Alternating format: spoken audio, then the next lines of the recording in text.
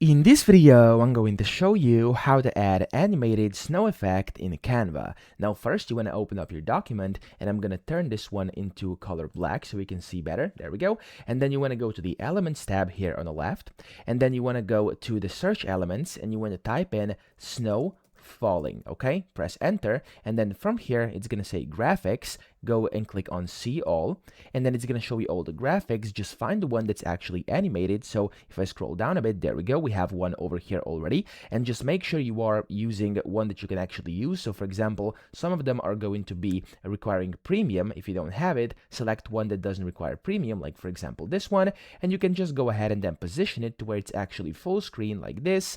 And there we go. As you can see, I now have the animated snow effect here in Canva. Now, there's a lot of different ones, so if you scroll down, you should be able to find more of them. There we go. There's one more, and then there should be a lot more when you start scrolling down and actually finding more of them. There we go. Here's one as well. So yeah, that's how you do it. I hope this video helped you out. If it did, please subscribe to the channel and help me out as well.